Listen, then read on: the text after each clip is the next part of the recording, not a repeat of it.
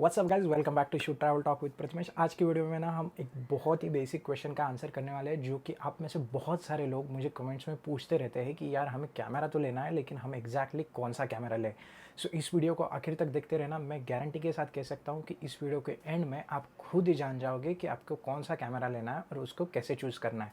So without wasting any time, let's get started. Camera खरीदने के लिए एक अच्छा खासा अमाउंट लगता है और वो एक बड़ी इन्वेस्टमेंट बन जाती है किसी भी बिगिनर फोटोग्राफर्स के लिए, चाहे वो हॉबीइस्ट हो या फिर एक प्रोफेशनल फोटोग्राफर की जर्नी पे हो। तो बेसिकली वो एक सिंपल चीज़ करता है कि किसी भी प्रोफेशनल फोटोग्राफर के पास रीच आउट होता है और पूछता है कि यार मुझे फोटोग्राफी करनी है, तो मैं कौन सा कैमरा खरीदूं। दोस्तों ये बात समझ लो कि मार्केट में जो भी कैमराज अवेलेबल है वो अलग अलग स्पेसिफिकेशंस के, अलग अलग रिक्वायरमेंट्स के लिए और अलग अलग डिलीवरेबल्स के लिए बने हुए कैमराज होते हैं। आपको ये जानना बहुत ज़रूरी है कि आपका एग्जैक्ट पर्पज़ क्या है, आप किस कामों के लिए इस कैमरा का यूज करने वाले हो और कैसे यूज करना चाहते हो। सबसे पहली चीज आती है कि आपका पर्पस क्या है। सबसे पहली चीज आपको करनी है वो है आपको इन चीजों को नोट डाउन करना है कि आप फोटोग्राफी करना चाहते हो, वीडियोग्राफी करना चाहते हो, या फिर आपका रिक्वायरमेंट फोटोग्राफी प्लस वीडियोग्राफी, ये दोनों चीजें हैं। लेट्स सपोज कि आपकी रिक्वायरमेंट बस फोटोग्राफी है, तो आपको ये स्पेसिफाई आगे करना पड़ेगा कि आप कौन से जॉनर को शूट करना चाहते हो। क्या आप वेडिंग फोटोग्राफर बनना चाहते हो, क्या आप वाइल्ड लाइफ फोटोग्राफर बनना चाहते हो, या फिर स्पोर्ट्स फोटोग्राफर बनना चाहते हो, या फिर आप स्ट्रीट शूट करना चाहते हो, या फिर आप लैंडस्केप शूट्स करना चाहते हो। ये सारे रिक्वायरमेंट्स को आपको पेपर पे लिखना पड़ेगा और उसके अकॉर्डिंगली ही आगे की स्टेप करनी पड़ेगी। मार्केट में बहुत सारे अवेलेबल कैमराज इन जॉनर स्पेसिफिक रिक्वायरमेंट्स के हिसाब से काम करते हैं। अब मैं ये नहीं कह रहा कि आप अगर एक कैमरा को खरीदते हो तो वो एक पर्टिकुलर जॉनर को ही शूट करेगा। वो सारे जॉनर को शूट कर सकता है फॉर श्योर, क्योंकि आप फोटोग्राफर हो और आपको कैमरा का पूरा कंट्रोल है। लेकिन कुछ ऐसे स्पेसिफिकेशंस होते हैं, कुछ ऐसे कैमरा के फंक्शंस होते हैं जो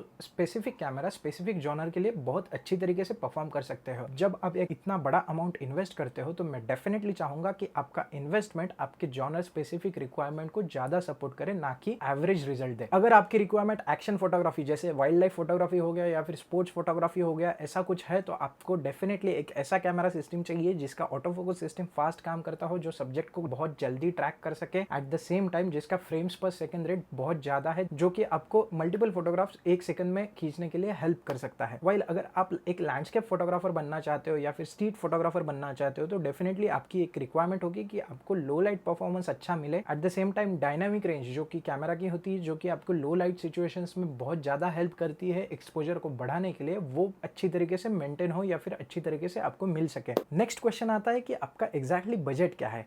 मार्केट में 30,000 से लेके 2.5 लाख, 3 लाख, 5 लाख तक कैमराज अवेलेबल है। सो आपका बजट आपको क्लियर होना जरूरी है। ये बजट को डिफाइन करते वक्त भी मेरे पास पैसा है इसलिए मैं इन्वेस्ट कर रहा हूँ, ये चीज़ आपको नहीं करनी है। आपको आपके स्किल सेट के ऊपर ध्यान देना है कि मैं कौन से लेवल पे अभी फोटोग्राफी कर रहा हूँ, मेरी रिक्वायरमेंट एग्जैक्टली कितनी है। Depending on these bifurcations budget define करना है। अगर आपका समझ लो बजट 50,000 का है, तो मेरा पर्सनल सजेशन ये रहेगा कि 50,000 का पूरा अमाउंट आपको कैमरा में नहीं इन्वेस्ट करना है। इसको आपको डिफरेंशिएट करना है आपके कैमरा प्लस लेंस में। किसी भी कैमरा से बढ़िया काम करता है उसका कैमरा का लेंस। सो आपको ये चीज़ खरीदते वक्त ध्यान रखनी है कि आपको जो कैमरा लेना है वो एक डिसेंट क्वालिटी का कैमरा हो और एट द सेम टाइम एक डिसेंट क्वालिटी का लेंस भी उसी बजट में आ जाए। अगला क्वेश्चन आता है कि कौन सा ब्रांड मैं एग्जैक्टली लूँ। मैं कैनन लूँ, नाइकॉन लूँ, सोनी लूँ, ल्यूमिक्स लूँ, मैं एग्जैक्टली कौन सा कैमरा लूँ। So my honest answer is, आप इनमें से ना कोई भी कैमरा ब्रांड को चूज कर सकते हो जिसके साथ आपने पहले ऑलरेडी शूट किया हुआ है या फिर जो ब्रांड आपको पसंद आता है। ये सारे कैमराज मार्केट में अच्छा कर रहे हैं क्योंकि ये सारे के सारे कैमराज अच्छे ही है। ब्रांड के हिसाब से कैमरा की क्वालिटी आपके लिए इनिशियल स्टेजेस में ज़्यादा मैटर नहीं करेगी। और इनमें से किसी भी ब्रांड को अगर आपने पहले किसी कैमरा के साथ शूट नहीं किया है तो आप किसी भी ब्रांड के साथ स्टार्ट कर सकते हो।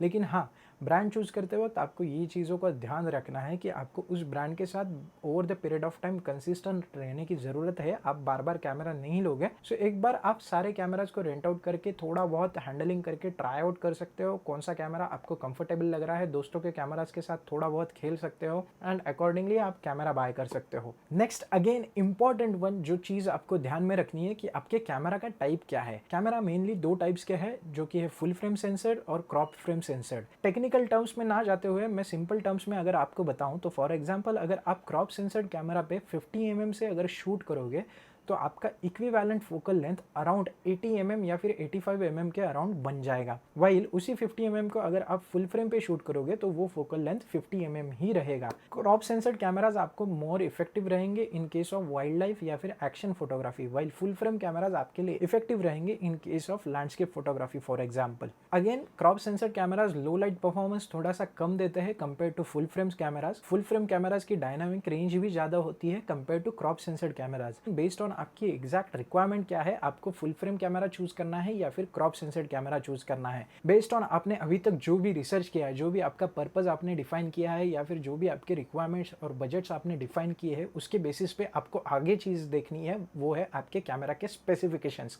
ये कैमरा स्पेसिफिकेशंस जैसे ही आपको समझ में आ जाएंगे वैसे ही आप आपका कैमरा खुद ही चूज कर पाओगे। समझ लो आपका बजट 50,000 का है तो उसके अकॉर्डिंगली आपको इंटरनेट पे सर्च करना है बेस्ट कैमराज अंडर 50,000। जैसे ही आप सर्च करोगे तो आपको बहुत सारे कैमराज की लिस्ट मिल जाएगी। बेस्ड ऑन आपके ब्रांड सिलेक्शंस आपको एक पर्टिकुलर कैमरा को चूज करना है और अगेन आपको इंटरनेट पे टाइप करना है पर्टिकुलर कैमरा के स्पेसिफिकेशंस के बारे में। For example Canon 200D specifications.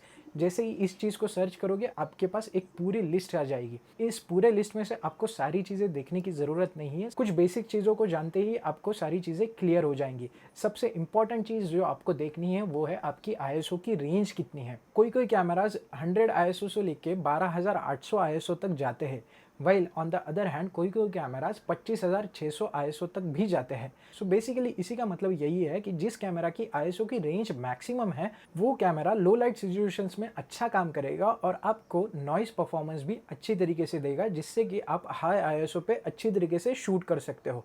इसका इस्तेमाल आपको हो सकता है लैंडस्केप फोटोग्राफी में या फिर स्ट्रीट फोटोग्राफी में।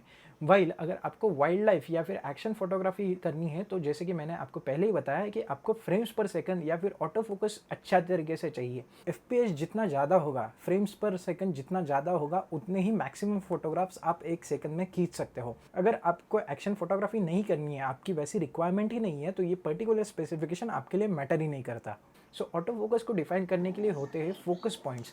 जिस कैमरा में मैक्सिमम फोकस पॉइंट्स है उस कैमरा को आपको चूज करना है। बहुत सारे beginner cameras 9 point focus system से चालू होते हैं और हंड्रेड्स ऑफ फोकसिंग पॉइंट्स के साथ खत्म होते हैं। जितना फोकस पॉइंट ज्यादा होंगे उतना ही बेटर परफॉर्मेंस रहेगा। अब इन फोकस पॉइंट्स को भी आगे डिफरेंशिएट किया जाता है। इनमें से सबसे अच्छे फोकस पॉइंट्स माने जाते हैं वो है क्रॉस फोकस पॉइंट्स। सो ये क्रॉस फोकस पॉइंट्स जितने ज्यादा होंगे उतना ही लो लाइट सिचुएशंस में या फिर फास्ट फोकसिंग में आपको हेल्प होगी। सो इन क्रॉस फोकस पॉइंट्स का काउंट कितना है इसकी तरफ आपको ध्यान देना बहुत जरूरी है। ये हो गई दो बातें। अगली चीज आती है कि कैमरा की बैटरी लाइफ कितनी है। क्या आपकी कैमरा की बैटरी आपको 200 फोटोग्राफ खींचने के लिए अलाउ करती है या फिर आपको 400 फोटोग्राफ खींचने के लिए अलाउ करती है। डेफिनेटली जिस कैमरा की बैटरी लाइफ ज्यादा होगी वो कैमरा ज्यादा अच्छी तरीके से परफॉर्म करेगा और आपको एक्स्ट्रा बैटरीज कैरी करने की ज्यादा जरूरत नहीं होगी। आई एम श्योर कि इस वीडियो को देख के आपको एक बेसिक आइडिया हो चुकी होगी कि कैमरा खरीदते वक्त आपको कौन कौन सी चीजों का ध्यान रखना है। जैसे आप इन चीजों को समझ जाओगे आप खुद ही आपके लिए एक अच्छा कैमरा चूज कर सकते हो जो कि किसी भी प्रोफेशनल ने किए हुए सजेशन से अच्छा ही होगा।